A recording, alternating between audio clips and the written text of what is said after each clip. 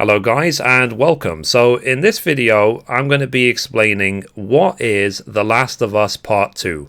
This video is aimed at people who don't know what The Last of Us Part 2 is, maybe you don't even know what The Last of Us is, and I wanted to explain why has such reverence, why it has such appeal to so many people. Okay, so what we're going to do while I'm talking, we're going to watch the E3 2018 gameplay reveal trailer, and I'm going to speak about it and so on. There has obviously been other trailers since then. There's been even making of and so on.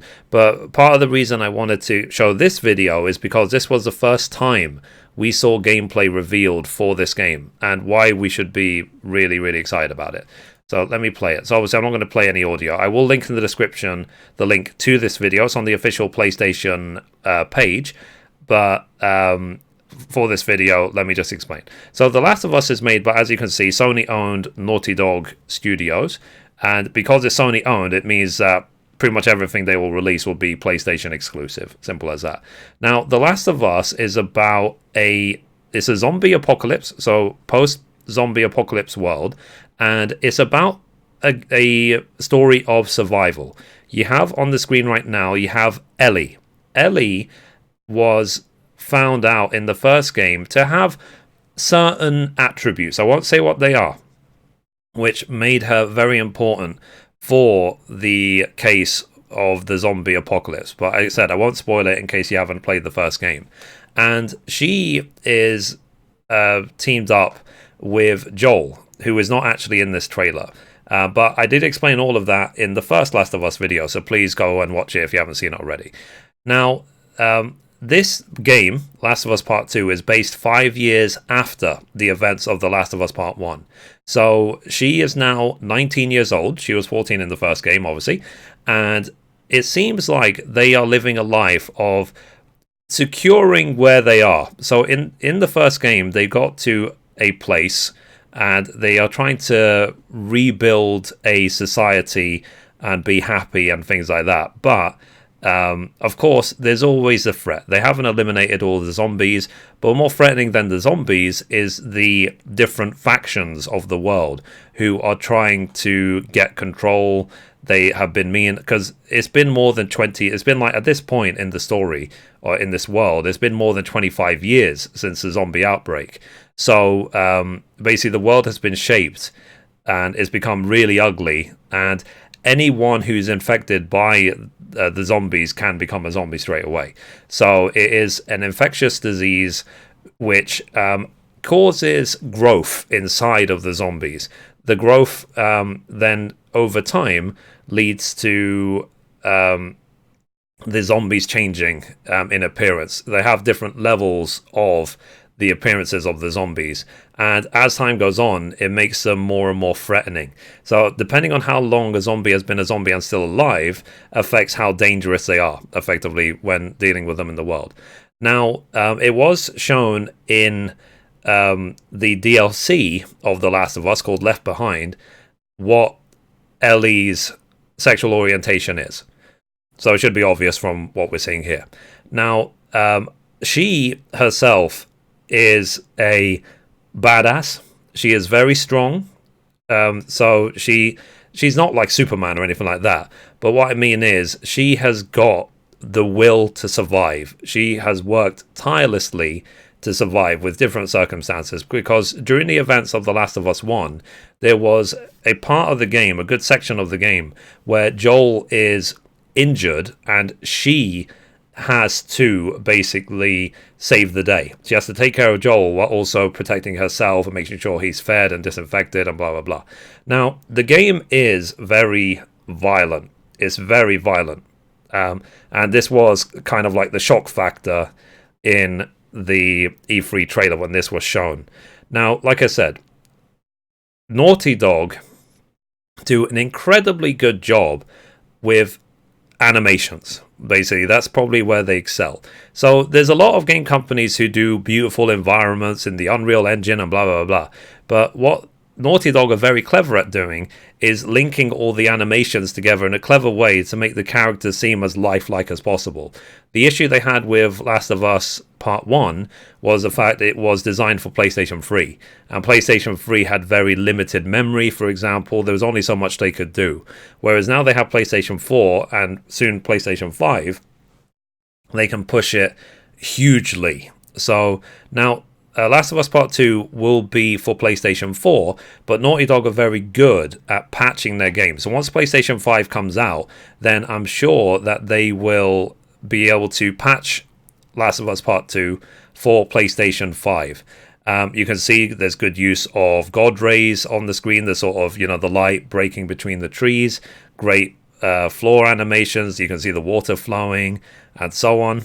You can see that her going in the foliage is affecting the foliage. It's not just like, it's not independent of her. Like, she does have an effect and moves it around and so on. Now, there were some people who speculated whether this trailer, for example, is actually real or not real. Like, they were saying that, is this just some CGI sequence? And from experience and from basically from the quality of what Naughty Dog have released since then, no, this is actual gameplay. It's just simply, it is so good, people wonder how it's even possible. So, but that should just be a compliment to the developers of Naughty Dog, that they've done an incredible job. So, they've always been able to push the technology and the PlayStation to its absolute limit. I don't even know how. Like, sometimes, like even when Uncharted 4 came out, they were able to achieve, most of the time, 1080p 60.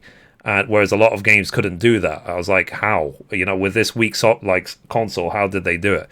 Now, with The Last of Us, you can see most of the time you do have guns, but you will always be starved of things that you need, ammo, arrows to make for your weapons and so on, any sort of survival items.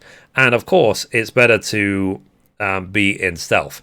You could, for example, get a gun, but of course, if you shoot a gun, you're going to be very noisy, and then all the enemies are going to come at you and so on. So stealth is a way through. Now, one person I do watch play The Last of Us a lot is one of my favorite streamers. Is called Anthony Caliber. He's actually got the world record for running The Last of Us on grounded mode, and he tends to play the game in a sort of very aggressive way. But when I play this game, I tend to be very stealthy. Like, I will go through as slowly as possible. If I can eliminate all the targets without anyone being alerted, that's great. There is a lot of stealth in a lot of games these days. So because the second people are alerted like this, then you see the amount of problems you then have. You have to deal with multiple targets, you have less room to work with, and so on. Now, in The Last of Us Part 2, they have vastly improved the AI of the game. The characters work well together, and when any of the NPCs get killed, they will actually shout out as like, oh no, Brian's been killed, or whatever. Like, they've given identity to the NPCs as well. They're not just tallies for the player sort of thing. But that's part of the violence of the game, is that you are dealing and you are killing real people. But the balance to it, of course, simply is it's either you or them. If you don't kill them, they will kill you, and so on. And what you're ultimately, all you're trying to achieve, the story of The Last of Us, is to survive. That's it. You survive where your life is threatened. And it's bad enough that there's a zombie apocalypse and you're always having to run away from zombies and stuff like that. But the other factions and these groups can make it so much harder. Because of, let's say, the collapse of law and order and so on, people have taken it upon themselves to effectively be the new king. And that can make things really ugly. That's the problem. Now, I do think that the game looks absolutely stunning. It's not like it's not like the best game ever made graphically, but the animations look so fluid and they look so smooth. That's where it's really impressive. It's like you really do believe that you're controlling a real living person on your screen. You forget that it's just a game and it's just graphics. At least I do sometimes. Now, the conflict in the first game was around Joel. So Joel, in the very beginning of the game, I guess this will be one spoiler, loses his child. So, and through the story of having to protect Ellie, Ellie basically becomes his replacement daughter. Basically, she fills that void for him. She cares about him as well, very, very deeply. He cares about her very deeply, like they are father and child. And in fact, even in this trailer, people refer to them as father and daughter, even though they don't have any relation whatsoever. And it's very sort of touching, let's say, the story, because simply they're not just trying to survive for the sake of surviving in a zombie apocalypse. Like, Joel is protecting Ellie, and Ellie's obviously protecting herself, despite the attributes that she has, which, again, I'm not going to spoil if you haven't played the first game. So she is very important to the zombie apocalypse. Now, you can see here, wow, there's like, the amount of violence is just ridiculous. But the thing is as well, like, she's just doing what is necessary. At the end of the day, they're trying to kill her, so she's just protecting herself.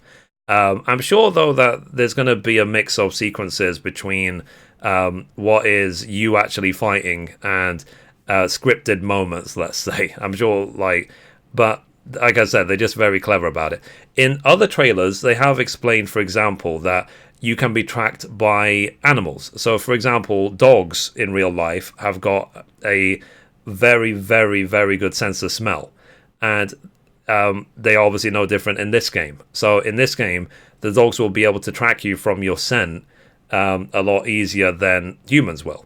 So, they will basically go through, and if you're not careful, they will track you down. And obviously, if the dog finds you, then they can be a threat in themselves, but they will then alert the people towards you. So, yeah, so basically, I could go on about The Last of Us all day, what it means, how it makes me feel, stuff like that. But I just wanted to explain to you guys, what is The Last of Us Part 2? I am very excited for this game, as I'm sure millions and millions of people are around the world. Naughty Dog do a fantastic job of pushing the narrative of this game, of all of their games really, like Uncharted and The Last of Us and so on. And yeah, so if you have any thoughts or feelings about The Last of Us Part 2, please let me know in those comments down below. I will try and link as many of the trailers, as many of the interesting information in the description as possible. The game was set to be released in, I believe, February 2020, but it was delayed until May 2020. So we still have a few months before it comes out. But when it does come out, I will revisit it and maybe make a tutorial and so on. Okay, guys? So, anyway, guys, that's it for this video. If you liked it, be sure to give it a thumbs up. You can watch a random video over there. You can watch the latest upload down there. Or you can click down here to subscribe. Thank you, guys. Bye-bye.